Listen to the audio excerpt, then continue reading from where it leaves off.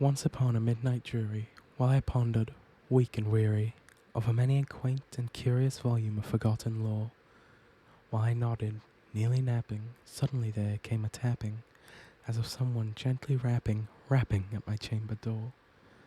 "'Tis some visitor," I muttered, tapping at my chamber door. Only this, and nothing more. Ah, distinctly, I remember it was in the bleak December, and each separate dying ember wrought its ghost upon the floor.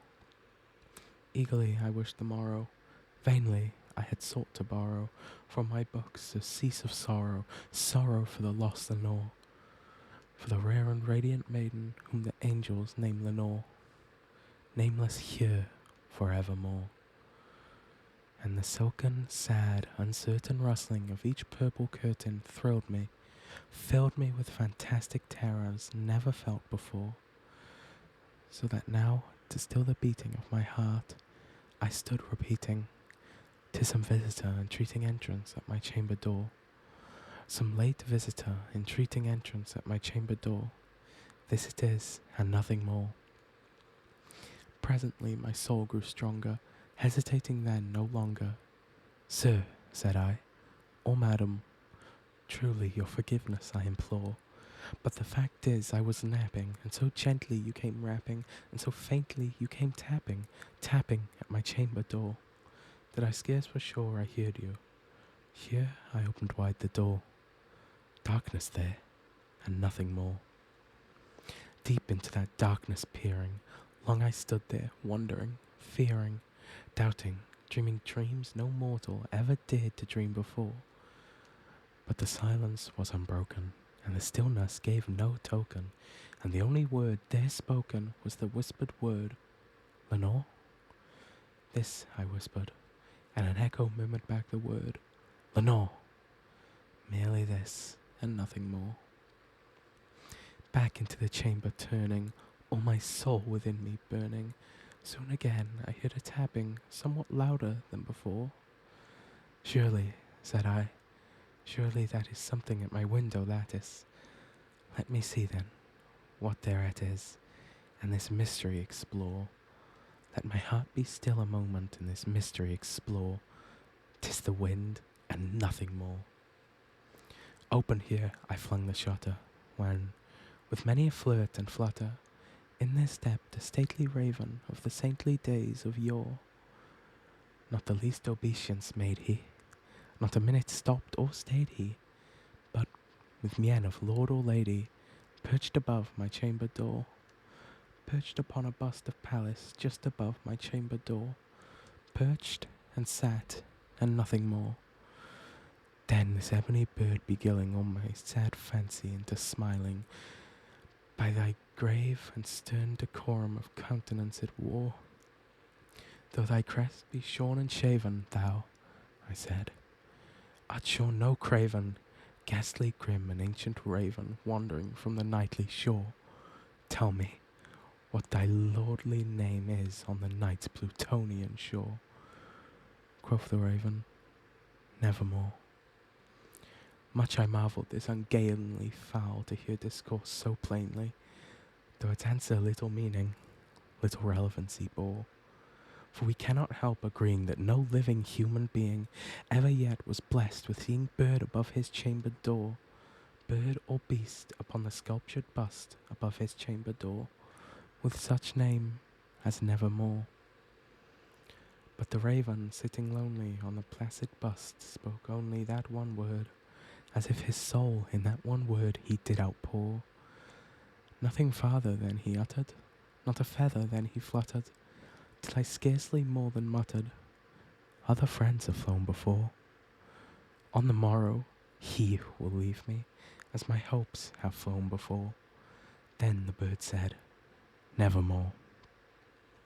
Startled at the stillness broken by replies so aptly spoken, "Doubtless," said I, "what it utters is its only stock and store, caught from some unhappy master, whom unmerciful disaster followed fast and followed faster, till his songs one burden bore, till the dirges of his hope that melancholy burden bore, of never, nevermore." But But the raven still beguiling all my fancy into smiling, straight I wheeled a cushioned seat in front of bird and bust and door. Then, upon the velvet sinking, I betook myself to linking fancy unto fancy, thinking what this ominous bird of yore, what this grim, ungainly, ghastly, gaunt, and ominous bird of yore meant in croaking, nevermore.